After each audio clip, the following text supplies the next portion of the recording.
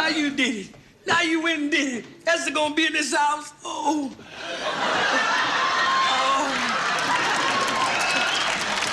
Esther's gonna be here.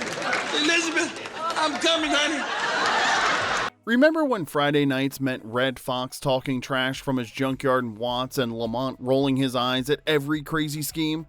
Sanford and Son was NBC's hit sitcom that ran for 6 seasons and 136 episodes from 1972 to 1977, starring Redd Foxx as Fred G. Sanford. The G stands for Get Out of My Way, and Demond Wilson as his long-suffering son Lamont. It was funny, loud, and fearless, breaking ground and making Fox a household name. Today, we're counting down 15 weird facts you didn't know about Sanford and Son. From the wild casting that almost changed everything to the heartbreaking twist that mirrored Fred Sanford's most famous joke at number 1. So hit like, subscribe, hype this video, and let's dig into the junkyard of TV history. Number 15. Sanford and Son saved NBC. Sanford and Son didn't just make people laugh, it saved an entire network. When the show premiered in January of 1972, NBC was in trouble. CBS was cleaning house with All in the Family, The Mary Tyler Moore Show, and MASH. ABC had The Brady Bunch and The Partridge Family, and NBC, they were the third-place network nobody wanted to watch, especially on Friday nights where shows went to die. Then came Redd Foxx. Sanford and Son exploded right out of the gate. It was loud, smart, and unlike anything else on television. A father and son junkyard comedy that pulled NBC out of its ratings grave. Within weeks, it landed in the top 10 and stayed there for most of its run. No, that made me look kind of queer. You don't want your dad to look queer, do you? No, I like it more like this. By 1974, NBC's entire Friday lineup was on fire. Sanford and Son led the night, Chico and the Man followed, and dramas like The Rockford Files and Policewoman rode the wave into the Nielsen Top 15. Friday night wasn't a death slot anymore on NBC, it was destination television. The Brady Bunch aired Friday nights too, it couldn't compete. Sanford and Son's ratings were so strong, they helped push America's squeakiest clean family off the air in 1974. Redd Foxx took down the Bradys with fake heart attacks and a junkyard full of insults. You really got me upset. This is a bad one. Oh. Is it a tight feeling across the chest? Yes. This was a risk for NBC. At the time, it was considered the most conservative of the 3 major networks. A black-led sitcom built around working-class life in Watts was revolutionary, but it worked. The show earned laughs and loyalty. For years, Sanford and Son was NBC's backbone, the show that kept the lights on and gave the network enough stability to rebuild. NBC took a chance on Redd Foxx. Redd Foxx saved NBC. Number 14, the theme song you can't forget.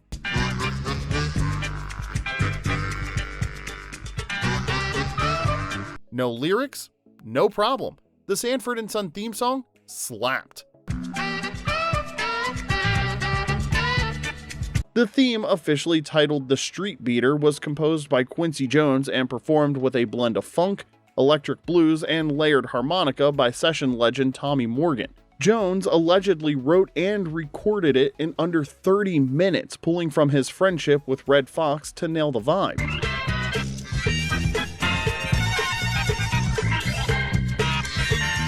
It didn't chart when it came out, but it didn't need to. That wah-wah guitar and strutting bass didn't just open the show, it announced it.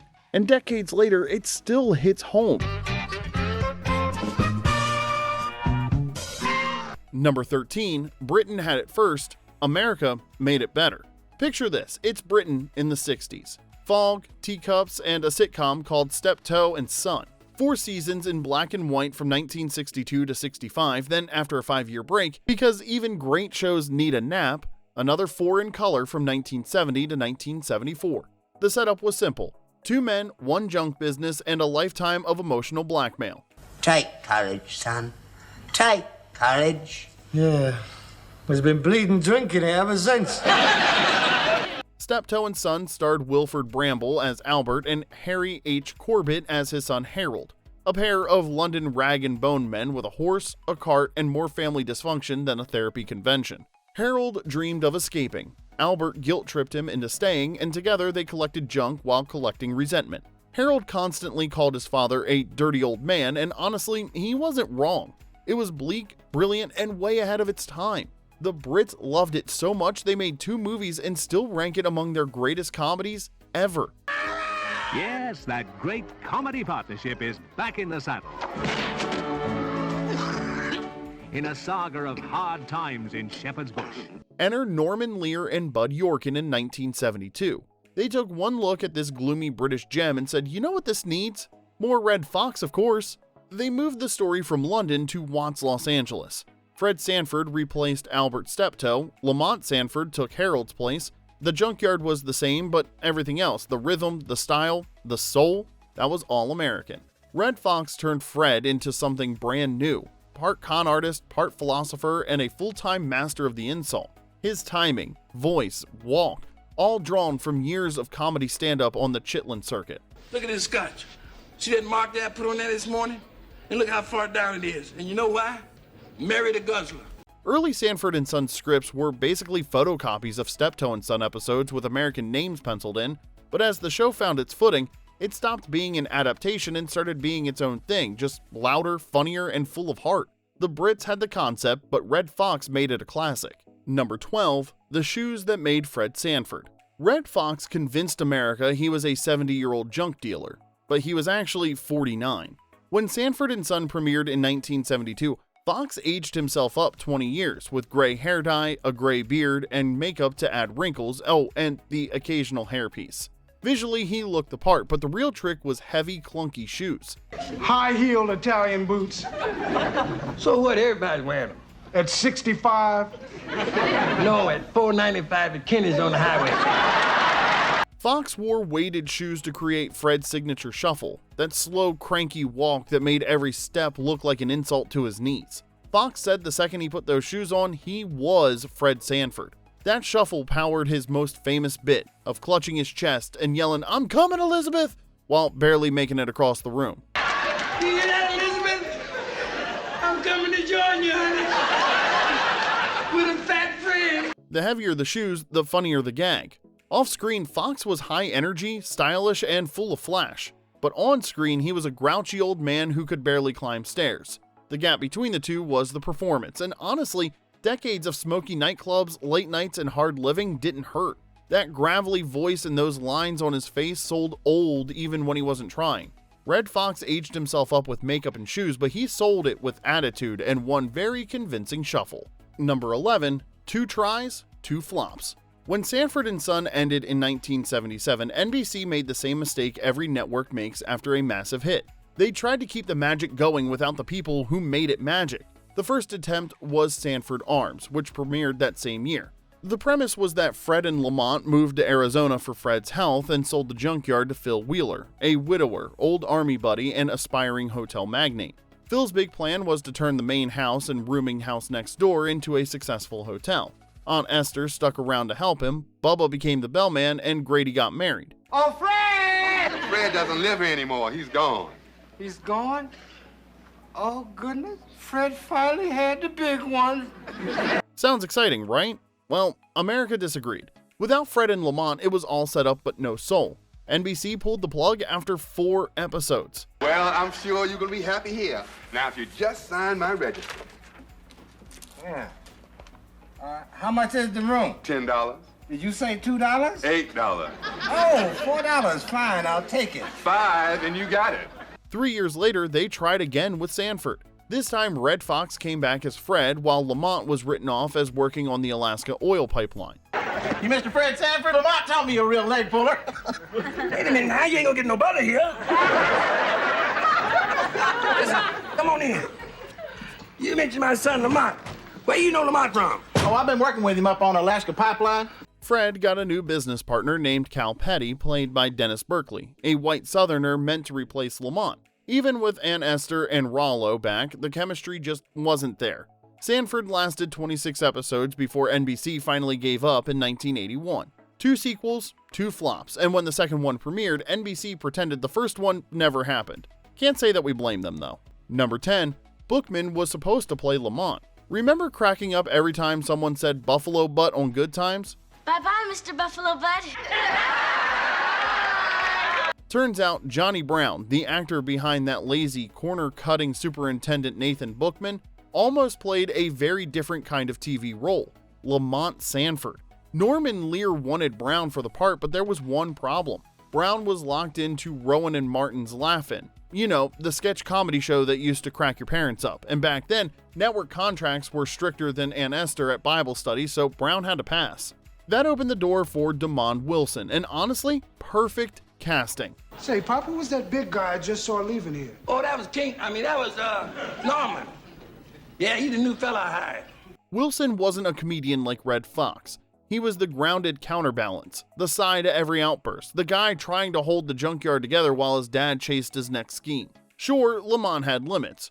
Every so often, he'd blow right back at Fred. Even the calm one had a breaking point when the hustle went too far. Some folks in the industry thought two big comedy egos like Fox and Brown might have clashed. Instead, we got a father-son duo with perfect chemistry. Fred brought the fire, Lamont matched it when it mattered. Johnny Brown missed out on Sanford and Son, but he still carved out his spot in sitcom history as Bookman, the scheming, slow-moving super who spent most of his time dodging repairs and catching insults. He might not have been Lamont, but he still made his mark in television history. Number 9, CBS passed and regretted it. CBS blew it. Norman Lear had just given them All in the Family, the biggest hit on television at the time. So when Lear and Bud Yorkin came knocking with another British sitcom adaptation, this one starring Redd Foxx and Demond Wilson, you'd think CBS would have said yes immediately. Nope. Vice President of Programming Fred Silverman turned it down. He thought it was too similar to All in the Family. That might go down as one of the worst calls in television history. Lear and Yorkin took the project to NBC, who said yes, and Sanford and Son exploded. It debuted in the top 10 and stayed there second only to All in the Family. NBC suddenly had its own Norman Lear smash while CBS watched their competition make ratings history with the show they passed up. Years later, even Fred Silverman admitted it was one of the stupidest things I ever did at CBS. He wasn't wrong. Number 8, Aunt Esther almost got fired. Before Aunt Esther was handing out holy beatdowns and calling Fred Sanford fish-eyed fool, LaWanda Page almost lost the role entirely. Page and Redd Foxx went way back, all the way to their childhood in St. Louis to be exact. They'd both cut their teeth on the Chitlin circuit, performing raunchy, no-filter stand-up in smoky nightclubs. I just came over to help you stay awake, you old fish-eyed fool. Page was hilarious, but her raunchy nightclub material made the producers nervous. They weren't sure it could translate to a network sitcom that had to play in prime time. During early rehearsals, Page struggled to adjust to the strict timing and technical side of television. She wasn't used to hitting marks or waiting for camera cues. She was used to owning the stage. It got so tense that producers started talking about replacing her. That's when Redd Foxx stepped in. He flat out refused to let it happen. Fox told the producers, if LaWanda goes, I go, and that wasn't an idle threat. By then, Fox was the show. I said hello too, Fred. You did? Yes, I did. Look here, Woody, you keep an eye on her, and I'll call the zoo and tell them you captured a baboon that looks like a parrot. He gave her a pep talk, helped her rehearse her lines, and showed her how to work within the format. Within weeks, she'd found a rhythm, and the Aunt Esther we all remember clicked into place. The chemistry between Fred and Esther became sitcom gold. Two characters who couldn't stand each other on screen but were dear friends off screen. Their fiery exchanges weren't just scripted, they were built on decades of real friendship and respect. Thanks to Redd Foxx's loyalty, we got more than a side character. We got one of the most iconic sparring duos in sitcom history. Now, if this trip down TV memory lane's hitting you harder than one of Fred's fake heart attacks, show some love. Hit like, tap subscribe, and ring that bell. We've got more nostalgia coming your way every week. Alright, now let's get back into it with number 7. Demond Wilson didn't think the show would last. When Sanford and Son debuted in 1972, Demond Wilson didn't think it would last at all. He saw it as a quick paycheck and some exposure, not the role that would define his career. A shot of what? Just an ounce of alcohol, please. What's the matter, Esther? I've never seen you drink before. Wilson had already worked with producers Bud Yorkin and Norman Lear, guest starring on All in the Family as a burglar who breaks into Archie Bunker's home. So when Yorkin offered him Lamont Sanford, Wilson figured it was worth a shot, but he wasn't betting his future on it. In his memoir, Wilson said he viewed the series as a short-term score, a way to make some fast cash and maybe use the fame to move on to bigger projects like movies. Back then, sitcoms weren't the end game for serious actors. And to be completely honest, his skepticism made sense. No one was sure how primetime audiences would respond to a black father and son running a junkyard in Watts. But then the chemistry kicked in. I'm expecting some company. In a few minutes, as a matter of fact, and, well, I don't want nobody around, you know what I mean? You mean female company? You got it. Fox's larger-than-life energy and Wilson's grounded straight-man delivery turned into one of television's best double acts. The show took off and never looked back. Sanford and Son ran for 6 seasons and made both stars household names. Wilson signed on for quick cash and ended up with comedy immortality. Number 6, Redd Foxx turned the set into his comedy club. If Sanford and Son felt more like a neighborhood hangout than a television show, that's because Redd Foxx filled it with people he actually knew. Before he was a TV star, Foxx was already a legend on the Chitlin circuit, the network of clubs where black entertainers built their careers long before Hollywood ever came calling. Foxx spent decades there, trading jokes and war stories with other comics who could make a room explode with nothing but timing and nerve. When Sanford and Son made him a household name, Foxx used his clout to bring those friends along. The producers called it casting, but Foxx called it loyalty. Slappy White, his longtime comedy partner from Vegas, showed up as Melvin, one of Fred's TV watching buddies. Hey, listen, Fred, why don't you ask your son to buy you a new TV? He said we couldn't afford it. Leroy and Skillet, a wild comedy duo who'd recorded raunchy party albums on the same label as Fox, brought their nightclub chaos straight to primetime.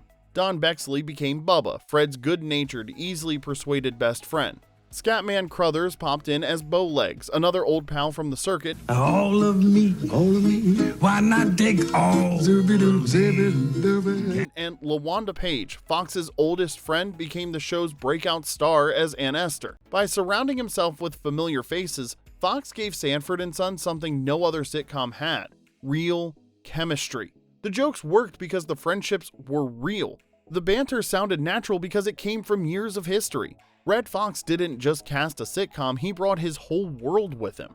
Number 5, Fred Sanford's heart attacks came from Redd Foxx's mother. Every time Fred Sanford clutched at his chest and cried, "I'm coming to join you, honey," he wasn't just stealing the scene, he was channeling his mother. The most famous running gag on Sanford and Son, Fred's over-the-top fake heart attacks, was inspired by Redd Foxx's own mom, Mary Sanford Carson. His mother had a flair for the dramatic, let's say, especially when she wanted attention or sympathy.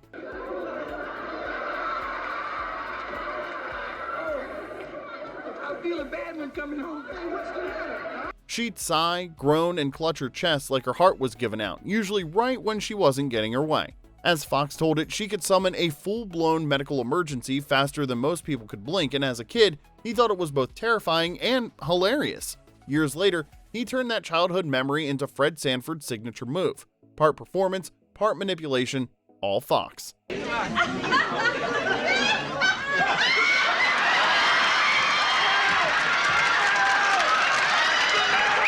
On the show, it became Fred's go-to tactic whenever he wanted to guilt-trip Lamont into doing something, avoiding work, ending an argument, or proving just how sick he was. The bit worked because it was rooted in truth. Fox wasn't inventing a character, he was channeling one. Mary Sanford Carson's dramatic flair lived on, one fake heart attack at a time. Number 4, the secret decision that ended Sanford and Son. By 1977, Sanford and Son had slipped from number 7 to number 27 in the ratings. NBC shuffled it around the schedule 3 times and the audience started drifting, but the show didn't end because of bad numbers, it ended because the stars walked away. Redd Foxx had been fighting NBC for years. In 1974, he walked off the show entirely, just not showing up, forcing producers to write Fred Sanford out for several episodes. Grady Wilson, I'm so mad at you, I could jump down your throat and stomp your liver. Well, now, I'm not in the habit of fighting women, but in your case, I'll make an exception.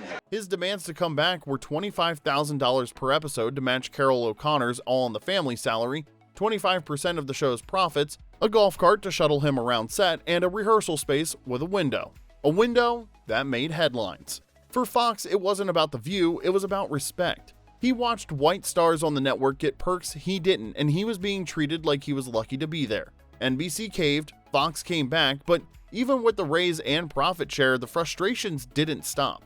He wanted creative control, he wanted Emmy recognition, and he wanted to be treated like the star carrying one of their bigger shows. Then, ABC showed up with a better offer, the Redd Foxx Comedy Hour, complete with creative control and a massive paycheck. This is the big one. No disrespect intended, Your Majesty, but for 5 years I've been saying, "Here I come, Elizabeth." And here I am. The surprising thing is that Fox didn't tell Demond Wilson. Wilson found out from a newscaster in the NBC hallway. One minute he was Lamont Sanford, and the next his partner was gone. Ouch! Wilson felt blindsided. When NBC tried to keep the show going without Fox, Wilson refused. He had his own salary fight with the network, and after watching Fox bail without a word, he wasn't sticking around either. After 6 seasons, Sanford and Son was over, not because the audience left, but because the partnership did. One secret decision, and one of TV's greatest comedy teams was done. Number 3. Richard Pryor and Paul Mooney wrote for the show. Yes, it's true. Richard Pryor and Paul Mooney wrote for Sanford and Son, and if you know anything about these two, you already know how it ended. During the show's 2nd season in 1972, Redd Foxx brought his old friends from the stand-up circuit into the writer's room. Pryor and Mooney co-wrote The Dowry, the one where Fred tried to marry Lamont off to his step-cousin for a $10,000 dowry. It's not gonna be easy to find a husband for her. She's so shy and all. And so misunderstood. Right. Say, Brady, what about Lamont? Lamont? It never crossed my mind. He'd be perfect. They also wrote Sanford and Son and Sister Makes 3, where Fred's old flame, played by Janae Dubois, showed up with her daughter and told Fred he was the father right as Lamont starts falling for her. If you got one light, you better be on the motorcycle. I'm not kidding. You go down there in the traffic court and you sit around there, you see so many brothers and sisters, you think you're at the NAACP rally. Here's the thing. Pryor and Mooney were famous for unfiltered, politically charged comedy that electrified nightclub audiences but made network executives, let's say, sweat. They put out the kind of records you listen to really low in your uncle's basement so the adults wouldn't know what you were doing. Their humor came from real life, and they weren't about to soften it for primetime, and that's exactly why Fox wanted them. Most of the early Sanford and Son writers were white, and Fox had been loud about scripts that didn't sound like how people actually talked in Watts. NBC wanted family-friendly, Pryor and Mooney wanted real. Paul Mooney later said their best material got watered down or cut entirely, but the episodes that made it to air, especially The Dowry, still have their edge. The collaboration didn't last long, but for a brief stretch, Sanford and Son had 2 comedy legends in the writer's room, and you could tell the difference. Number 2, Redd Foxx lived like a king until the IRS came calling. At the height of Sanford and Son, Redd Foxx wasn't just a TV star living like royalty. Rolls Royces, diamond-studded watches, and a 20-person entourage that followed him everywhere. If there was a way to spend money, Fox found it. But for every dollar he made, 2 seemed to disappear. Fox was generous to a fault, picking up tabs, loaning out cash, and paying salaries for friends who just hung around. He once joked that he employed half of Las Vegas and couldn't get any of them to pay him back. The IRS, however, wasn't laughing. Fox didn't believe in paying taxes, and after years of skipping out, the penalties piled up. In November of 1989, federal agents raided his Las Vegas home, seizing everything: the house, the cars, the jewelry, even his cash on hand. They left him with 1 bed and a bad headline. On the next Inside Report, he made millions playing a TV junk salesman. So why is Redd Foxx broke? The government has taken everything he owns. Now he's charging racial discrimination. Is it a case of black and white for Redd? Fox was humiliated and furious. The man who'd made America laugh now stood as a cautionary tale, a legend who gave too much, spent too fast, and trusted too many.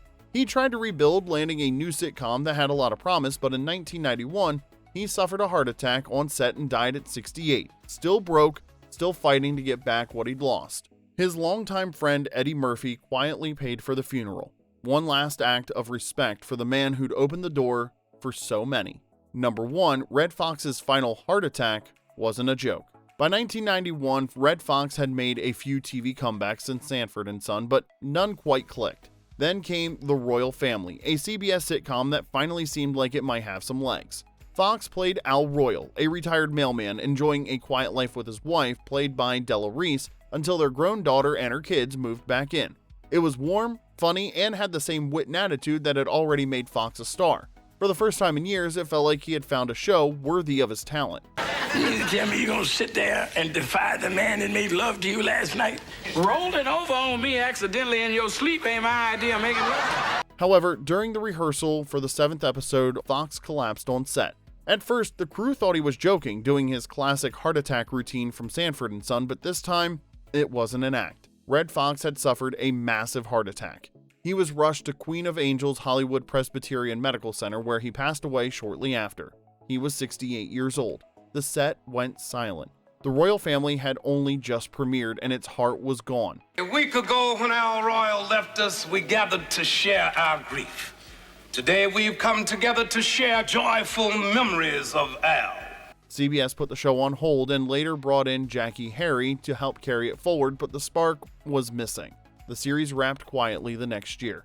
Redd Foxx spent decades making people laugh, from smoky nightclub stages to primetime television. He turned the fake heart attack into comedy gold on Sanford and Son, and on October 11th of 1991, he had a real one and died doing what he loved to do, perform. And there you have it, 15 wild, funny, and sometimes heartbreaking facts about Sanford and Son. Which one surprised you the most? Which one did we miss? Let us know in the comment section below, and if you enjoyed this video, be sure to like, subscribe, and hype it up. We drop new retro TV deep dives every single week. Until next time, this is Remember When.